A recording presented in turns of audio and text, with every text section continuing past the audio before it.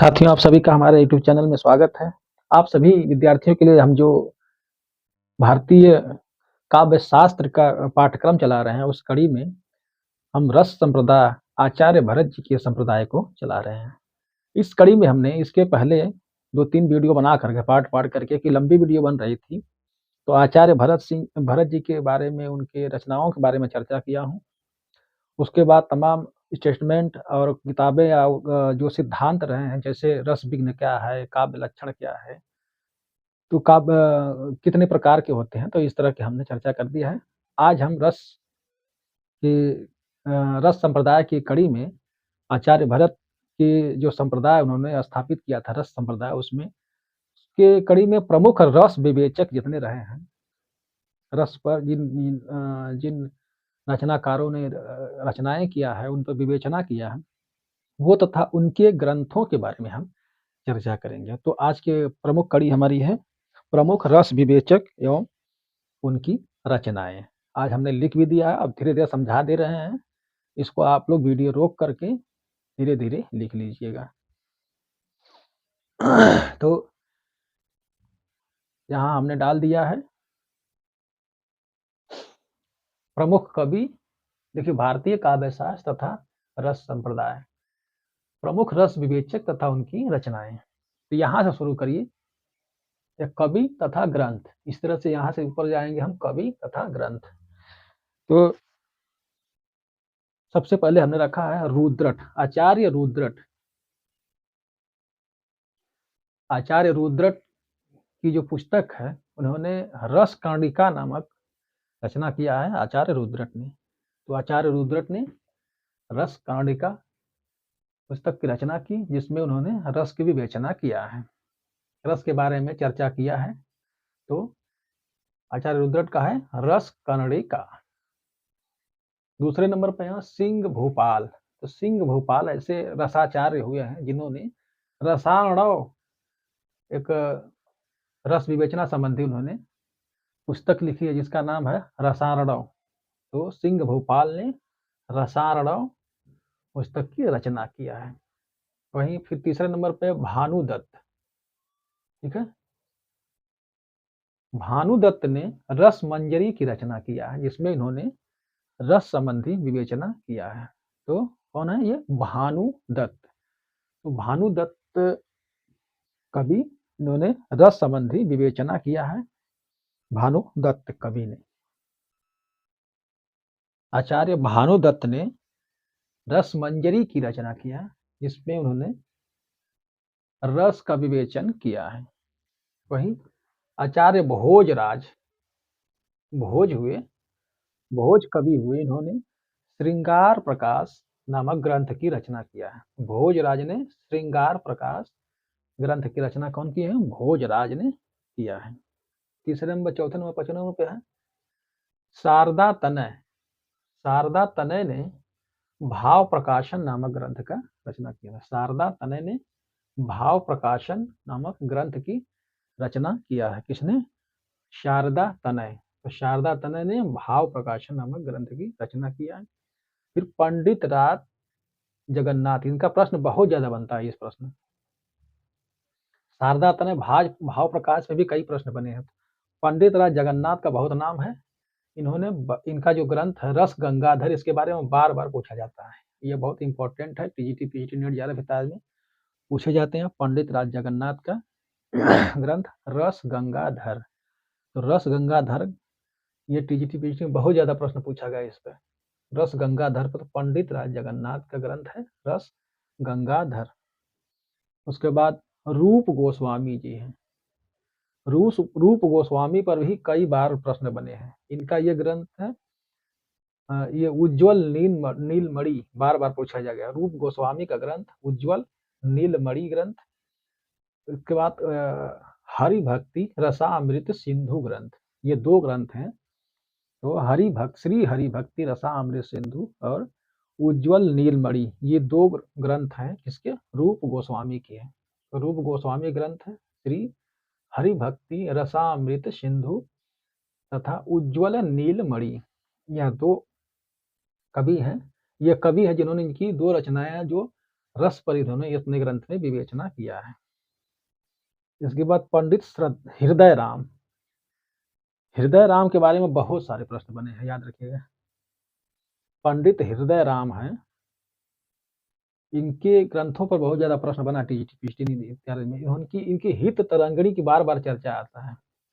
तो हित तरंगिणी में इन्होंने रस संबंधी विवेचन किया। पूछता है कि पंडित हृदय राम के ग्रंथ हित तरंगिणी में किसकी चर्चा हुई है, तो इसमें रस संबंधी चर्चा हुई है।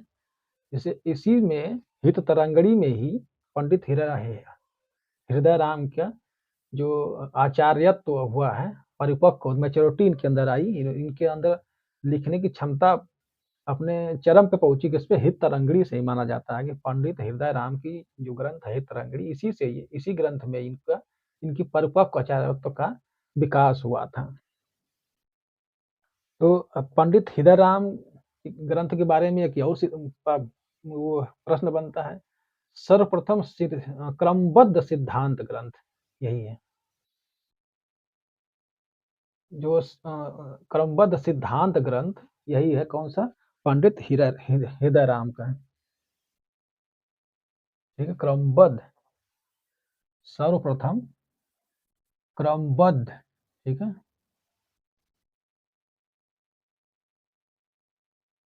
सिद्धांत,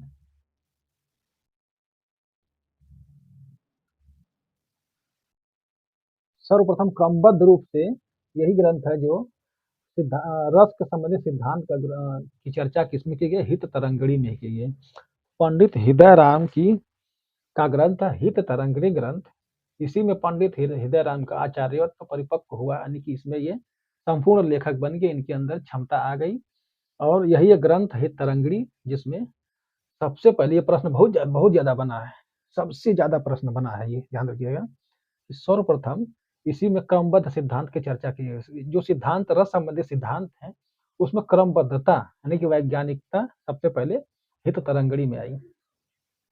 तो हित तरंगिणी के बारे में पूछा जाता है कि इसमें से कौन सा ग्रंथ है जिसमें सबसे पहले क्रमबद्ध सिद्धांत की रचना की चर्चा किया गया है? तो क्रमबद्धता सबसे पहले हित तरंगिणी में आती है। इसके बाद सूरदास ने भी रस की चर्चा किया, उन्होंने साहित्य लहरी में। इसमें नायिका भेद का वर्णन किया है सूरदास ने। ठीक है, तो सूरदास ने भी अपने ग्रंथ साहित्य लहरी में नायिका भेद का वर्णन किया है। इन्होंने रस संबंधी चर्चा इन्होंने किया है, किसने? सूरदास ने। उसके बाद नंददास जी का ग्रंथ है जिन्होंने, ठीक है, थोड़ा कैमरा नीचे कर दे रहे हैं, जहां तक आ जा रहा है पूरा ले ले रहे हैं। ठीक, इसी को देखिएगा। तो सूरदास जी का ग्रंथ एक है साहित्य लहरी ग्रंथ, जो नायिका भेद का ग्रंथ है, जिसमें रस संबंधी विवेचना किया गया है। उसके बाद नंददास का टाइम आता है। तो नंददास ने बार बार ये प्रश्न, ये दोनों तो बहुत इंपॉर्टेंट प्रश्न है। ठीक है, ये दोनों बहुत ज्यादा टीजीटी पीजीटी में बहुत ज्यादा पूछे जाते हैं। ठीक है, नेट वगैरह सब में पूछे जाते हैं, टीजीटी पीजीटी नेट इत्यादि सब में पूछा। तो साहित्य लहरी, सूरदास को जो साहित्य लहरी है वो नायिका भेद का है ग्रंथ, जिसमें रस संबंधी विवेचना किया गया है। नंददास ने भी रस मंजरी की है, जिसमें रस संबंधी विवेचना आदि मिलता है और रस संबंधित रचनाएं मिलती हैं, जिसमें रसानंद प्राप्त होता है।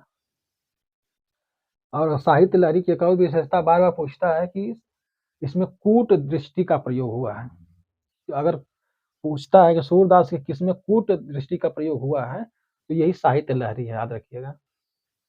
ठीक है, साहित्य लहरी में ही कूट दृष्टि का प्रयोग हुआ है और कूट पदों का प्रयोग हुआ। तो कूट दृष्टि पद जो पूछता है ना, पिछली बार ये पूछा था, सूरदास के साहित्य लहरी में ही कूट पदों का वर्णन सबसे ज्यादा हुआ है। इसके अलावा सुर सरावली में भी जगह जगह मिलता है, ऐसा रामचंद्र शुक्ल ने लिखा, लेकिन सबसे ज्यादा अगर पूछता है तो कूट दृष्टि का प्रयोग साहित्य लहरी में ही प्रयोग हुआ। यह नायिका भेद का ग्रंथ है। और इसके बाद है नंददास की रस मंजरी, यह भी बहुत इंपॉर्टेंट है, बार बार पूछता है। इसके बाद केशव दास का तो पूछना ही नहीं, पता नहीं कितनी बार, कोई ऐसा टीजीटी पीजीटी नहीं है जहां पूछा ना हो केशव दास का रसिक प्रिया। तो रसिक प्रिया नामक ग्रंथ जो केशव दास का है, ये बार बार पूछा जाता है। उसके बाद आचार्य चिंतामणि जी हैं, ठीक, आचार्य चिंतामणि, इन्होंने श्रृंगार मंजरी, कवि कुल कल्पतरु, ये बहुत इंपॉर्टेंट है, ठीक है, ये इंपॉर्टेंट है। श्रृंगार मंजरी भी पूछा है चिंतामणि का, कवि कुल कल्पतरु बार बार पूछा है। और ये भी एक विशेष रूप से है कि श्रृंगार काल में, ठीक है, श्रृंगार काल में चिंतामणि अर्थात रीति काल में चिंतामणि एक ऐसे आचार्य रहे हैं जो मूलतः केवल रसवादी ही आचार्य थे। तो चिंतामणि का ग्रंथ रस मंजरी नहीं, श्रृंगार मंजरी तथा कवि कुल कल्पतरु, ये रस संबंधी, रस विवेचना संबंधित ग्रंथ हैं जिनके, चिंतामणि के, ये बार बार पूछा जाता है। श्रृंगार मंजरी और कवि कुल कल्पतरु किसका, तो चिंतामणि का ग्रंथ है। पूछता है कि इनमें कौन आचार्य हैं जो मूलतः रसवादी आचार्य हैं, तो चिंतामणि ही ऐसे हैं जो मूलतः रसवादी आचार्य हैं। ठीक है, आइए कैमरा ऊपर करके दूसरे पंक्ति में चलते हैं। दूसरे पंक्ति में हम बढ़ा दे रहे हैं, ठीक है। दूसरी पंक्ति के प्रमुख लेखक हैं मतिराम, ठीक है। मतिराम का ये ग्रंथ बार बार पूछा जाता है, टीजीटी पीटी नेट इत्यादि में बहुत ज्यादा पूछा जा गया मतिराम का। मतिराम का है रसराज, याद रखिएगा, मतिराम का रसराज। रसराज किसका ग्रंथ है, यह मतिराम आचार्य मतिराम का ग्रंथ है। किसका, मतिराम आचार्य मतिराम का ग्रंथ है। कौन, रसराज। ये बार बार पूछेगा, बहुत ज्यादा पूछा जाता है इसके बारे में। उसके बाद है राम सिंह का रस निवास ग्रंथ। रस निवास ग्रंथ किसका है, राम सिंह का ग्रंथ है, जो प्रमुख ग्रंथ है। इस रस निवास में राम सिंह ने रस विवेचना किया है। उसके बाद आते हैं तोष कवि, ठीक है, ये तो बहुत जबरदस्त इंपॉर्टेंट है, एकदम इंपॉर्टेंट है। तोष कवि आते हैं, तो तोष कवि ने ग्रंथ लिखा, सुधा निधि ग्रंथ लिखा है। तो सुधा निधि ग्रंथ में इन्होंने, पूछता है कि सुधा निधि ग्रंथ किसका है, तो तोष कवि का है। तो सुधा निधि ग्रंथ में कौन सा ग्रंथ इसमें है नीचे, जिसमें रस संबंधी विवेचना किया गया है। तो चार ग्रंथ इनके दे देंगे तोष के, तो तोष का यही सुधा नीति ग्रंथ है जिसमें रस संबंधी विवेचना किया है तोष ने। तो सुधा माने, सुधा हम जानते हैं ये अमृत है, तो रस को ही अमृत कहा इन्होंने। तो तोष कवि का प्रमुख ग्रंथ है सुधा निधि ग्रंथ। इसके बाद कुलपति मिश्रा का, ये बहुत ज्यादा इंपॉर्टेंट है, ठीक है। वैसे तो सारे इंपॉर्टेंट है, सब में से प्रश्न बने हैं, लेकिन बहुत ज्यादा यह प्रश्न बनाया जाता है। और रसलीन का, ठीक है, भिखारी दास का, पद्माकर का, ये चारों कवि बहुत इंपॉर्टेंट है, ठीक है। ये टीजीटी पीजीटी इत्यादि में बहुत ज्यादा पूछे जाते हैं, ठीक है, ये इंपॉर्टेंट है एकदम। टीजीटी पीजीटी नेट इत्यादि में बहुत ज्यादा प्रश्न पूछे जाते हैं, तो याद रखिएगा। तोष कवि का सुधा निधि बहुत इंपॉर्टेंट है। कुलपति मिश्रा का रस रहस बार बार पूछा जाता है, ये बहुत इंपॉर्टेंट प्रश्न है। तो कुलपति मिश्रा ने रहस्य नामक रस विवेचना ग्रंथ इन्होंने लिखा है। उसके बाद रसलीन का है रस प्रबोध। रसलीन का रस प्रबोध ग्रंथ इंपॉर्टेंट ग्रंथ है, जिसमें इन्होंने रस संबंधी विवेचना किया है। भिखारी दास, आचार्य भिखारी दास भी, ये आधुनिक काल में, जो आधुनिक काल के पूर्व काल जो रहा है, रीति काल रहा है, उसमें ही आते हैं भिखारी दास। ये संक्रमण काल में भी आ जाते हैं। तो आचार्य भिखारी दास ने रस सारांश तथा श्रृंगार निर्णय इन्होंने लिखा है। रस सारांश तथा श्रृंगार निर्णय, यह दो ग्रंथ इनका प्रमुख ग्रंथ है। इसका आचार्य भिखारी दास का, भिखारी दास ने रस सारांश तथा श्रृंगार निर्णय ग्रंथ की रचना किया, जिसमें इन्होंने इसमें रस संबंधी विवेचना किया है। बहुत इंपॉर्टेंट प्रश्न है भिखारी दास। भिखारीदास ने रस सारांश तथा श्रृंगार निर्णय ग्रंथ की रचना किया। उसके बाद आते हैं आचार्य पद्माकर। ठीक है, तो पद्माकर जी के बारे में जान लीजिए। आचार्य पद्माकर के बारे में हम विस्तार से पढ़ाएंगे बाद में, लेकिन इनका प्रमुख रस विवेचक जो ग्रंथ है पद्माकर पंचामृत, ठीक है, इनका प्रमुख ग्रंथ है। इसके बाद अगले हैं कुमार मणि। कुमार मणि जो राइटर हैं, इनके बारे में मैं रामचंद्र शुक्ल और तमाम जो हिंदी साहित्य का इतिहास उसमें पढ़ाऊंगा। तो कुमार मणि इन्होंने रसिक रसाल नामक ग्रंथ लिखा है। कुमार मणि ने रसिक रसाल ग्रंथ की रचना किया है, जिसमें इन्होंने रस संबंधी विवेचना किया है। यह इंपॉर्टेंट है, देखिए यह इंपॉर्टेंट है, ठीक है, टीजीटी पीजीटी इत्यादि के लिए। बेनी कवि का है नवरस तरंग। तो नवरस तरंग जो है ग्रंथ आचार्य बेनी कवि का है। ठीक है, तो बेनी कवि ने नवरस तरंग की रचना किया है। किसने? बेनी कवि। ये बहुत इंपॉर्टेंट, बार बार पूछे जाते हैं। आचार्य बेनी कवि का नवरस तरंग। तो नवरस तरंग बेनी कवि का बहुत इंपॉर्टेंट है, इसे बार बार पूछा जाता है। तो याद रखिए बेनी कवि का कौन सा है? नवरस तरंग।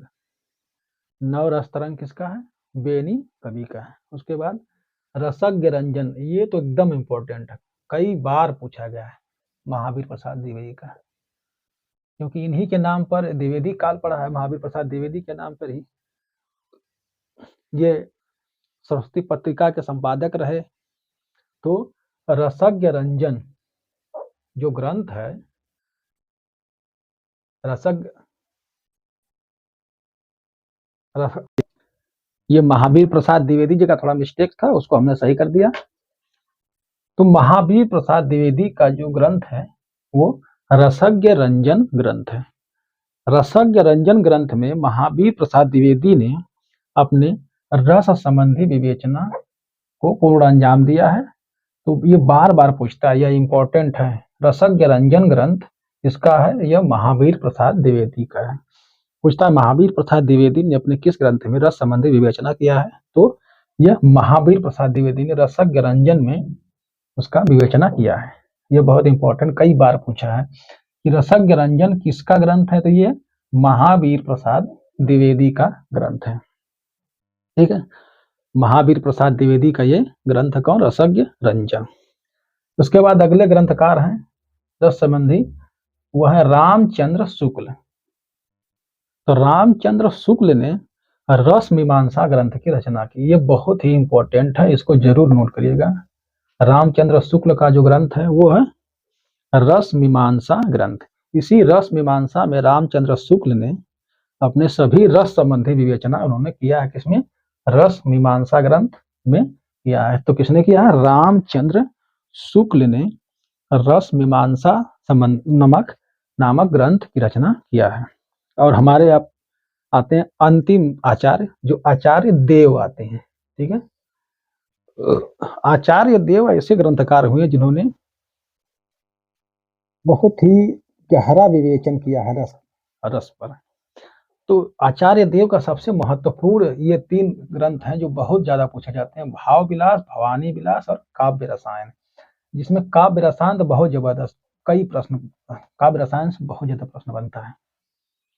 तो आचार्य देव ने काव्य रसायन नामक ग्रंथ की रचना किया, जिसमें उन्होंने रस संबंधी विवेचना किया। उसके साथ साथ भाव विलास और भवानी विलास ग्रंथ भी आचार्य देव का है। तो आचार्य देव ने भाव विलास, भवानी विलास तथा काव्य रसायन ग्रंथ की रचना किया। याद रखिएगा ये ग्रंथ बहुत ही इंपॉर्टेंट है, इससे प्रश्न बहुत जबरदस्त बनते हैं। टीजीटी, पीजीटी, नेट, जेआरएफ चाहे किसी भी राज्य के हों, उत्तर प्रदेश के हों, झारखंड के हों, केबीएस के हों, एनबीएस के हों, छत्तीसगढ़ के हों, चाहे हिमाचल प्रदेश, चाहे राजस्थान के हों, चाहे मध्य प्रदेश के हों, ठीक है, चाहे बिहार के हों, तो ये सब जगह पूछे जाते हैं, बार बार पूछे जाते हैं काव्य रसायन के बारे में। भाव विलास, भवानी विलास और काव्य रसायन किसने? आचार्य देव ने लिखा है। अब देव के बारे में एक और है कि इन्होंने जो वर्णन किया है इसमें रस संबंधी, जो उन्होंने विवेचना किया है, वो लौकिक और अलौकिक के बीच में रसों का आनंद के बारे में उन्होंने किया है। ठीक है, तो आइए उनके बारे में थोड़ा और जान लेते हैं कि किस प्रकार से विवेचना उन्होंने किया है। तो आचार्य देव ने यह स्वीकार किया है कि आचार्य देव ने स्वीकार कि लौकिक और अलौकिक में भेद कहा है। आचार्य देव ने लौकिक और अलौकिक जो रसानंद है, इसमें उन्होंने भेद माना है। रसों का आनंद जो लौकिक आनंद और अलौकिक आनंद में इन्होंने भेद स्वीकार किया है। आचार्य देव ने आगे कहा है कि इंद्रिय स्वाद लौकिक है। इंद्रिय स्वाद अर्थात इंद्रियों का स्वाद है। इंद्रियां हमारे क्या है, हाथ पांव, हमारे सूंघने की जो क्षमता है, नाक से, जिह्वा, कान, हाँ, इत्यादि जो खाते पीते और भी जितने अंग शरीर में बने हैं जिनसे हम महसूस करते हैं, अनुभव करते हैं, त्वचा है, छूते हैं, महसूस करते हैं, तो जो हमारी इंद्रियां हैं उनका जो स्वाद है उसे लौकिक स्वाद, लौकिक मतलब हो गया इस लोक में, जिस लोक में हम आप हैं, जहाँ सब कुछ देखा जा सकता है, महसूस किया जाता है, छुआ जा सकता है, तो इस लोक में तो इंद्रिय जो रसानुभूत का स्वाद है, तो वो जो लौकिक स्वाद है, जो इंद्रिय स्वाद या लौकिक स्वाद है, उसे इन्होंने इंद्रिय स्वाद कहा है। इंद्रिय स्वाद ही लौकिक स्वाद है। मन तथा आत्मा स्वाद भाव अलौकिक है, अर्थात अलौकिक मतलब हो गया भगवान। भगवान जिस लोक में, जिस युग में, जिस लोक में रहते हैं, जहाँ जिस स्थान पर रहते हैं, वो अलौकिक स्थान है, अर्थात भगवान का स्थान है। वहाँ हम जिंदा नहीं जा सकते, हमें मरना पड़ेगा उसके लिए। तो अलौकिक और लौकिक में इन्होंने भेद माना है। तो अलौकिक स्वाद और अलौकिक स्वाद के बीच इन्होंने भेद माना है। लौकिक स्वाद यानी इस जगत का स्वाद, जिस जगत में मनुष्य रहता है, हम आप रहते हैं। लौकिक स्वाद क्या है? जो हमारी इंद्रियों का स्वाद है। इंद्रियों में कौन कौन से आते हैं? मुख है, नाक है, कान है, आंख है, जिह्वा है, और भी जो अंग है ऊपर नीचे, सबका जो स्वाद है, जिसका आनंद है, ये क्या है? लौकिक आनंद है या लौकिक स्वाद है।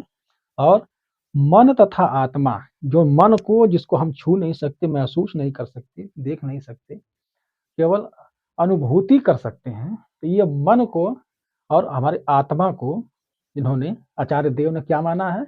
इन्होंने अलौकिक स्वाद माना है। तो आचार्य देव ने जो इंद्रियों का स्वाद है वो लौकिक स्वाद, और मन तथा आत्मा के स्वाद को उन्होंने अलौकिक स्वाद अर्थात भगवान का स्वाद माना है। अर्थात जिस भगवान जिस लोक में रहते हैं, वो भगवान का लोक है, जिसे अलौकिक लोक कहा जाता है। या अलौकिक स्वाद अर्थात मन और आत्मा का जो स्वाद है, वो हम अलौकिक स्वाद के अंतर्गत रखते हैं, यह ऐसा देव ने माना है। आचार्य देव ने लौकिक रस के 9 भेद माना है। लौकिक रस यानी कि इस युग में, इस संसार जगत में जो हम रह रहे हैं, ये लौकिक जगत है। इस जगत में जो रसों का भेद है, इसका जो हम आनंद, रसों का आनंद लेते हैं, वो 9 प्रकार के रसों का आनंद लेते हैं।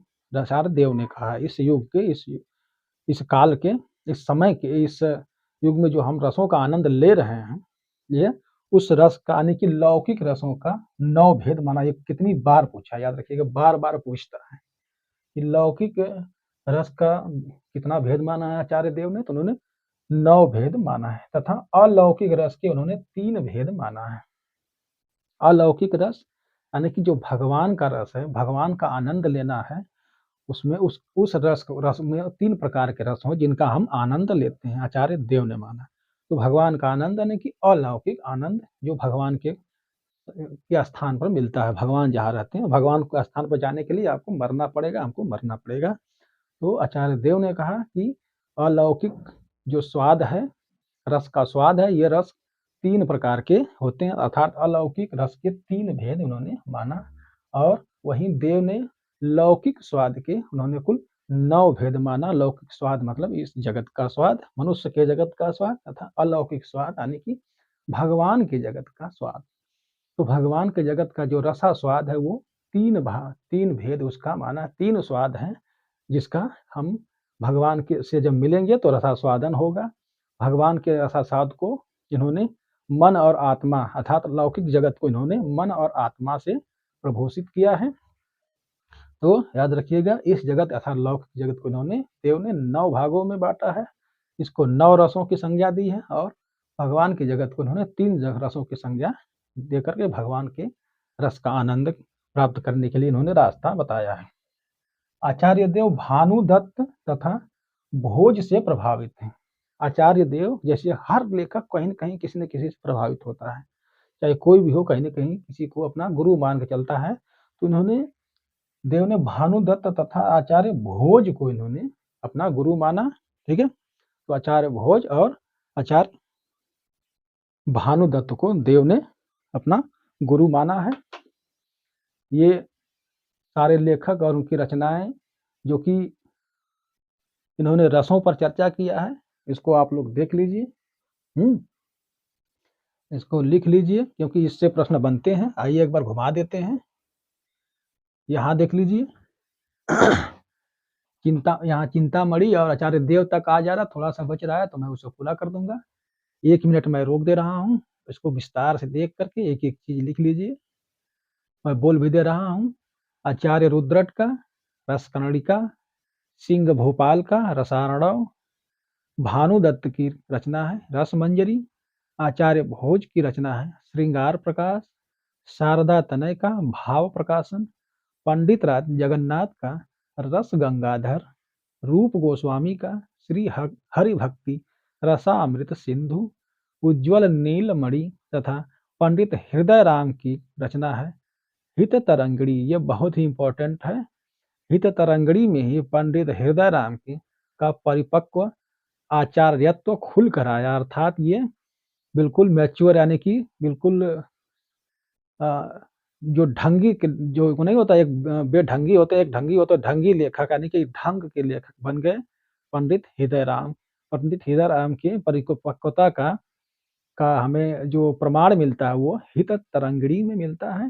तो परिपक्व में हित तरंगड़ी में ही इनके परिपक्व आचार्यत्व का मिलता है। सर्वप्रथम क्रमबद्धता का सिद्धांत, सर्वप्रथम क्रमबद्ध सिद्धांत ग्रंथ जो है वो यही, अर्थात हित तरंगड़ी में सर्वप्रथम जो सिद्धांत लिखेंगे वो क्रमबद्ध लिखे गए हैं, ठीक है। तो हित तरंगड़ी ग्रंथ में सबसे पहले ये माना जाता है, यह प्रश्न पूछता है कि कौन सा ग्रंथ है जिसमें सर्वप्रथम क्रमबद्ध रूप से सिद्धांत लिखे गए हैं रस की। तो रस के सिद्धांत जो है क्रमबद्ध रूप से सर्वप्रथम हित तरंगड़ी में लिखा गया, किसका है? यह पंडित हृदय राम का ग्रंथ है। इसके बाद सूरदास का आता है। तो सूरदास ने साहित्य लहरी ग्रंथ की रचना किया, जिसमें जो की नायिका भेद है। साहित्य लहरी ग्रंथ ही कूट पदों का बिल्कुल भंडार कहा जाता है, और साहित्य लहरी ग्रंथ में नायिका भेद का वर्णन, जिसमें रसों की विवेचना भी सूरदास ने किया है। यह टीजीटी पीजीटी के माध्यम से बहुत ही इंपॉर्टेंट प्रश्न है। उसके बाद आता है नंददास का रस मंजरी, यह बहुत इंपॉर्टेंट प्रश्न है। उसके बाद केशव दास के तो बार बार पूछता है रसिक प्रिया, रसिक प्रिया केशव दास की। थोड़ा कैमरा नीचे कर रहे हैं। चिंतामणि, श्रृंगार मंजरी, कवि कल्पतरु, यह चिंतामणि के ग्रंथ हैं। रस संबंधी ग्रंथ है कौन कौन से? श्रृंगार मंजरी तथा कविकुल कल्पतरु, यह 2 ग्रंथ हैं, श्रृंगार मंजरी तथा कविकुल कल्पतरु। यह चिंतामणि के ग्रंथ हैं। बताया जाता है कि ये मूलतः रसवादी आचार्य थे। कौन? चिंतामणि। अब आइए इधर, मतिराम का ग्रंथ है रसराज, बहुत इंपॉर्टेंट ग्रंथ। उसके बाद है राम सिंह का रस निवास, तोष का सुधा निधि तथा कुलपति मिश्रा का रस रहस्य, रसलीन का रस प्रबोध, भिखारी दास का रस सारांश तथा श्रृंगार निर्णय, यह बहुत ही इंपॉर्टेंट प्रश्न है। और पद्माकर का ग्रंथ वो इंपॉर्टेंट कौन सा? पद्माकर पंचामृत। उसके बाद कुमार मणि का रसिक रसाल ग्रंथ है। रसिक रसाल ग्रंथ किसका है? वो कुमार मणि का है। बार बार सुनिए, सुनने से याद आ जाएगा। तो कुमार मणि का रसिक रसाल। उसके बाद नवरस तरंग ग्रंथ किसका है? बेनी प्रवीण, बेनी का ग्रंथ है। तो बेनी का ग्रंथ कौन सा है? नवरस तरंग, जो कि रस संबंधी विवेचना इसमें उन्होंने किया है। उसके बाद पंडित महावीर प्रसाद द्विवेदी का ग्रंथ है रसज्ञ रंजन, ये बहुत इंपॉर्टेंट है, इसको जरूर पढ़िएगा। तो महावीर प्रसाद द्विवेदी का ग्रंथ है रसज्ञ रंजन, इसके बाद रामचंद्र शुक्ल का गजब इम्पोर्टेंट है, इसे तो एकदम पढ़ना बहुत मस्ट है। रस मीमांसा पूछता है कि रामचंद्र शुक्ल के ग्रंथ कौन से हैं, तो रस मीमांसा ग्रंथ रामचंद्र शुक्ल का है। इसके बाद आते हैं आचार्य देव, कैमरा थोड़ा और नीचे कर दे रहे हैं, ठीक है। आचार्य देव के बारे में कुछ हमने विशेष लिखा है। इन्होंने भाव विलास, भवानी विलास तथा काव्य रसायन ग्रंथ की रचना की। आचार्य देव लौकिक और अलौकिक में भेद मानते हैं। इन्होंने लौकिक जो स्वाद है उसे इंद्रिय स्वाद कहा है तथा अलौकिक स्वाद को इन्होंने उन्होंने अलौकिक स्वाद को इन्होंने मन और आत्मा के का जो स्वाद है वो अलौकिक स्वाद माना है इन्होंने।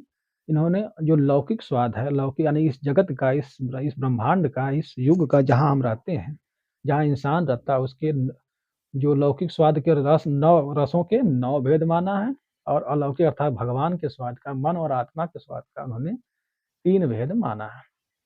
आचार्य देव भानुदत्त से तथा भोजराज से प्रभावित रचनाकार हैं। ये हुए हमारे प्रमुख रस विवेचक तथा उनकी रचनाएं। अगले में मिलेंगे हम। अगला हमारा जो भाग होगा उसमें हम आपको अलंकार संप्रदाय के बारे में पढ़ाएंगे। ये हमारा पूरा हुआ रस संप्रदाय। दोस्तों, भारतीय काव्य शास्त्र की परंपरा में यह रस संप्रदाय अर्थात आचार्य भरत का जो संप्रदाय है उसमें जितना इम्पोर्टेंट था हमने पढ़ा दिया। रस संप्रदाय से इससे ज़्यादा प्रश्न आया होगा नहीं, इतना आप रट लीजिए, इससे पक्का आना है और पढ़ लेंगे तो आपका सिलेक्शन नहीं रुकेगा। तो रस संप्रदाय से इतना ही। अगली वीडियो में जब हम मिलेंगे तो वो अलंकार संप्रदाय आचार्य भामा से हम शुरू करेंगे, ठीक है। तब तक के लिए नमस्कार।